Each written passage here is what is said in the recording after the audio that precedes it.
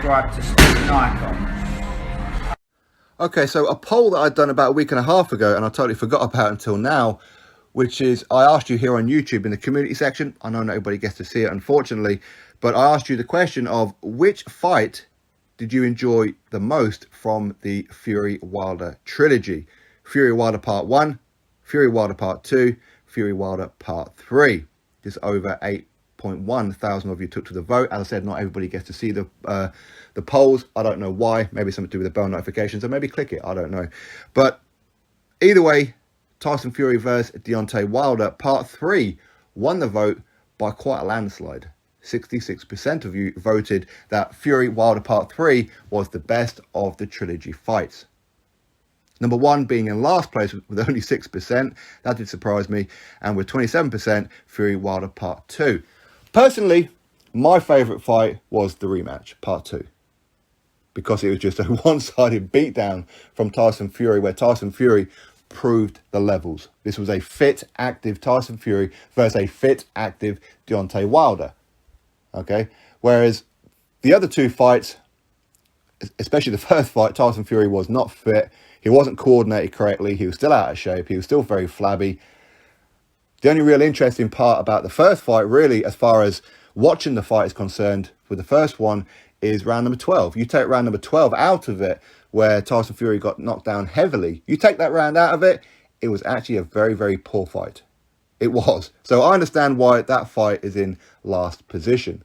Now, maybe most people who voted on that one, 6% of you voted for it, maybe because you're a Wilder fan, and Wilder technically didn't lose that fight. Most people believe that Tyson Fury did win it, and Tyson Fury got screwed to a draw. But either way, maybe that's the reason why.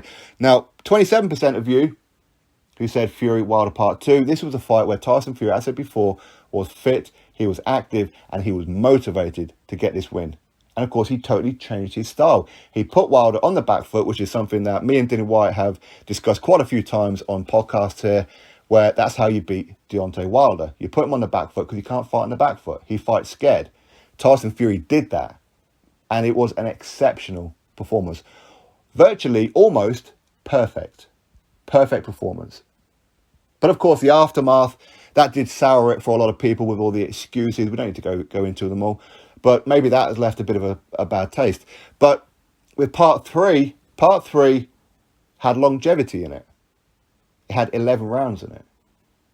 Both of these guys hit the canvas on a couple of occasions. Tyson Fury hit the canvas twice. Deontay Wilder hit the canvas 3 times and ultimately got knocked out in round number 11. So with all these things put together, you can certainly see why most people would say that was a better fight to watch, especially from a neutral perspective. And of course, if you're a Tyson Fury fan as well, the fact that Fury went through all of that and got the knockout win as well. Which is why a lot of people probably did vote for this fight more than the other two. If you just compare it to another classic fight of the modern era, Joshua versus Vladimir Klitschko. Reason being, both of these guys hit the canvas, and ultimately Joshua stopped Klitschko in round number 11. So again, that fight had longevity in it. This was almost like a mirror of that fight, wasn't it? Where both of them had to show heart, both of them had to get up off the canvas, and ultimately it was a good fight. Now, I will say though, in the third fight, from round number 5 onwards, we could all see that Tyson Fury was going to win that fight. For whatever reason, Wilder's gas tank just seemed to plummet. It seemed to just fall out. So for me, I think that maybe Tyson Fury could have stopped Deontay Wilder a little bit earlier. But again, going by what John Fury said recently, that Tyson Fury had problems with his elbows coming into that fight, where he had to have injections to numb them, that maybe he was a little bit apprehensive that maybe if he threw a shot and maybe if he missed it, then his elbows were going to jar and then he'd be in a lot of pain.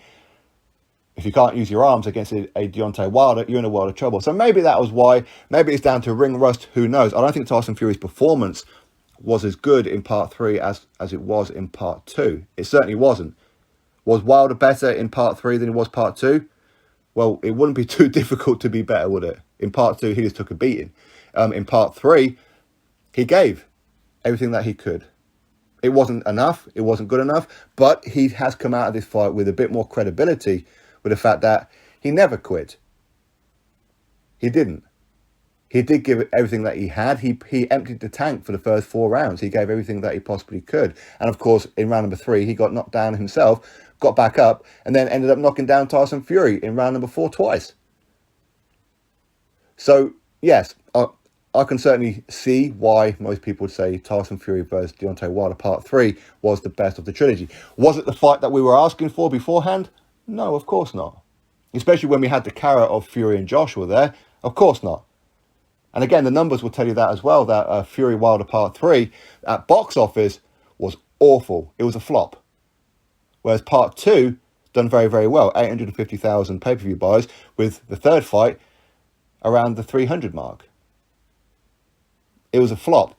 But those of you who didn't watch it live will probably be regretting that you didn't watch it live. Those of us who did watch it live, of course I did. Of course I clicked that red button to watch it on pay-per-view. Even though I was and ahhing about it, I did do it. And I'm glad that I watched it. And I'm glad that it happened, because it was a very, very entertaining fight for sure. Me personally, as I said before, I think Fury Wilder Part 2 was the better fight. Just because I thought that Tyson Fury was just exceptional in that fight. In Part 3, Tyson Fury was not exceptional. He just done what he had to do to get the win. And ultimately, thankfully, it was a knockout. And with, so far, no controversy. Although I'm sure there's some channels out there probably trying to create some. Who knows? Either way, that is the poll results. That most of you voted for Tyson Fury versus Deontay Wilder Part 3 as the best fight of their trilogy. Drop your thoughts below, click thumbs up, subscribe, and I'll catch you on the next video.